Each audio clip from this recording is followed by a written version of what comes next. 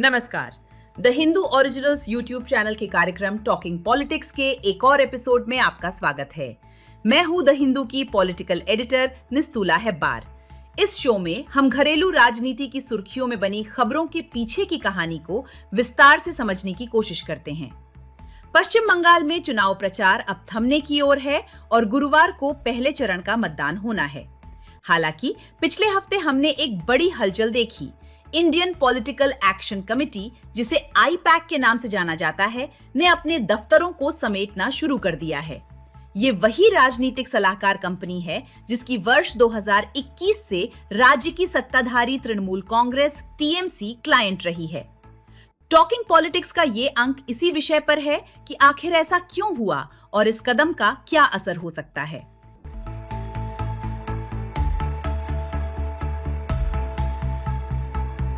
हमेशा की तरह हम अब तक की कहानी से शुरुआत करेंगे और थोड़ा आईपैक के बारे में बात करेंगे। आईपैक के संस्थापकों में से एक प्रशांत किशोर, जो अब बिहार में जन सुराज पार्टी के संस्थापक हैं, के नेतृत्व में टीएमसी ने 2021 के विधानसभा चुनावों के लिए राजनीतिक रणनीति और प्रचार संभालने का अनुबंध किया था। वे इस चुनाव में भी ऐसा ही कर रहे हैं, या क्या वे वाकई ऐसा कर रहे हैं? सोमवार को खबर आई कि प्रवर्तन निदेशालय ईडी द्वारा आईपैक के कई दफ्तरों और परिसरों पर छापेमारी और इसके संस्थापकों में से एक विनेश चंदेल की गिरफ्तारी के बाद कंपनी ने अपने संविदात्मक कर्मचारियों, कॉन्ट्रैक्चुअल एम्प्लॉइज को एक ईमेल भेजा है। ईमेल में कहा गया है, कुछ कानूनी मुद्दों को देखते हुए प्रबंधन ने पश्चिम बंगाल में अपने परिचालन ऑपरेशंस को तत्काल प्रभाव से रोकने का निर्णय लिया है। ईमेल में आगे ये भी कहा गया कि वे देश के कानून और उचित प्रक्रिया का सम्मान करते हैं। आईपैक के सभी कर्मचारियों को 20 दिनों की छुट्टी पर भेज दिया गया है और कहा गया है कि संगठन 11 मई को एक साथ बैठकर भविष्य के बारे में फैसला करेगा। मतदान से ठीक कुछ दिन पहले हुई ये घटना टीएमसी के लिए एक बड़ा झटका थी। शुरुआत में पार्टी ने ऐसी किसी भी घटना से इनकार किया, लेकिन जब यह ईमेल लीक हो गया और कोलकाता में आईपैक के खाली पड़े दफ्तरों की तस्वीरें सामने आईं, तो पार्टी ने कहा कि वे चुनाव प्रचार के आखिरी दौर के लिए आईपैक के इन संविदा कर्मचारियों को पार्टी में शामिल करने के लिए तैयार हैं। रविवार को बंगाल में एक रैली के दौरान विनेश चंदेल की गिरफ्तारी के तुरंत बाद मुख्यमंत्री ममता बनर्जी ने सवाल उठाया कि केंद्र चुनाव के समय ईडी की छापेमारी क्यों कर रहा है। उन्होंने कहा, आप एजेंसियों के कार्यकर्ताओं को बंगाल छोड़ने के लिए कह रहे हैं? क्यों? आपके पास ऐसी 50 एजेंसियां हैं, मेरे पास सिर्फ एक है, और अगर आप उन्हें डराएंगे तो मैं सुनिश्चित करूंगी कि वे हमारी पार्टी में शामिल हो जाएं। यानी यदि आप आईपैक में डर पैदा करेंगे तो वे तृणमूल के साथ जुड़ जाएंगे। उन्होंने कहा, मैं उन्हें नौकरी दूंगी। अब ये सब तो ठीक है, लेकिन जब आईपैक को अपने क्लाइंट से इतना बड़ा समर्थन मिल रहा है तो उन्होंने काम समेटने का फैसला क्यों किया? इस महीने की शुरुआत में ईडी ने पश्चिम बंगाल में कथित कोयला तस्करी और चोरी के मामले में बेंगलुरु, हैदराबाद और दिल्ली में तलाशी ली थी, जिसमें आईपैक के सह संस्थापक और निदेशक ऋषि राज सिंह से जुड़े परिसर भी शामिल थे। और जैसा कि मैंने पहले बताया, एजेंसी ने विनेश चंदेल को इसी मामले में गिरफ्तार किया है। इससे पहले जनवरी में मुख्यमंत्री ममता बनर्जी की भाजपा के साथ इस बात पर ठन गई थी कि ईडी ने आईपैक प्रमुख प्रतीक जैन के कोलकाता स्थित घर पर छापा मारा था। जब छापेमारी चल रही थी तब सुश्री बनर्जी वहां पहुंची और एक फोल्डर व लैपटॉप के साथ बाहर निकली। उन्होंने कहा कि इसमें उनकी पार्टी की जानकारी है। ऋषि और विनेश के साथ प्रतीक जैन भी कंपनी के निदेशक हैं। ऊपरी तौर पर ऐसा लगता है कि आईपैक सरकार के साथ चल रही इस कानूनी लड़ाई के बीच खुद पर से दबाव कम करना चाहती है। साथ ही वे अपने अन्य राजनीतिक क्लाइंट्स को भी आश्वस्त करना चाहते हैं, क्योंकि छापेमारी अब कोलकाता से बाहर तक फैल चुकी है।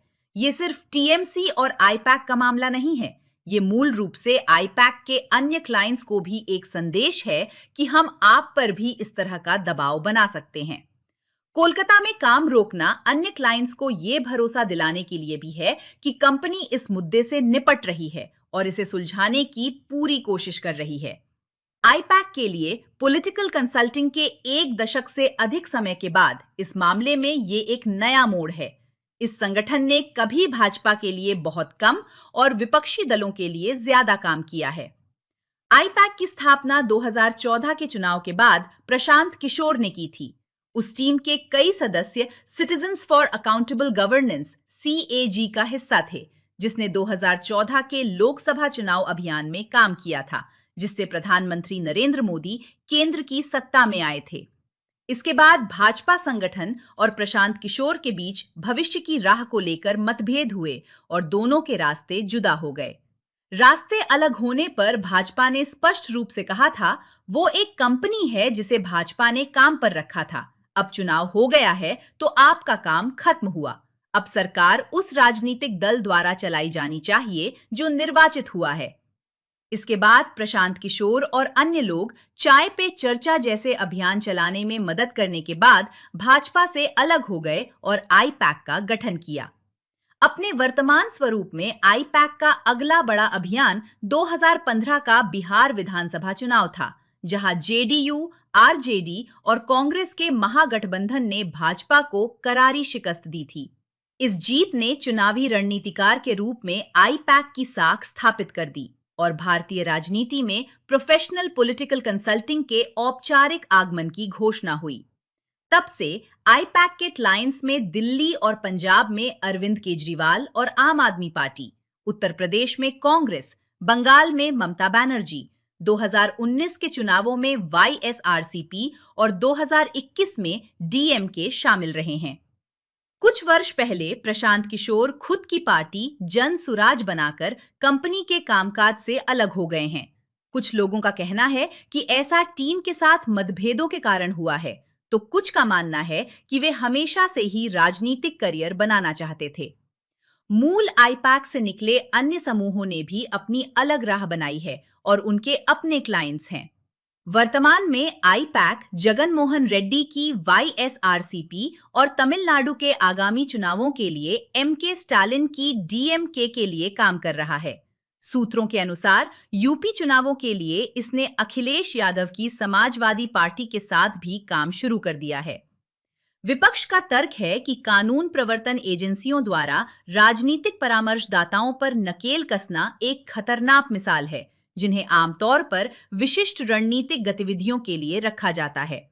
दूसरी ओर सरकार का कहना है कि जांच एजेंसियां अपने तर्क यानी मामले के तथ्यों पर काम करती हैं और वे सबूतों के आधार पर अपनी कार्रवाई करती हैं। राजनीतिक परामर्शदाताओं, जिन्हें कभी-कभी पार्टी कार्यकर्ताओं की नाराजगी के कारण अभियान हस्तक्षेपकर्ता माना जाता है, के लिए ये एक महत्वपूर्ण मोड़ हो सकता है।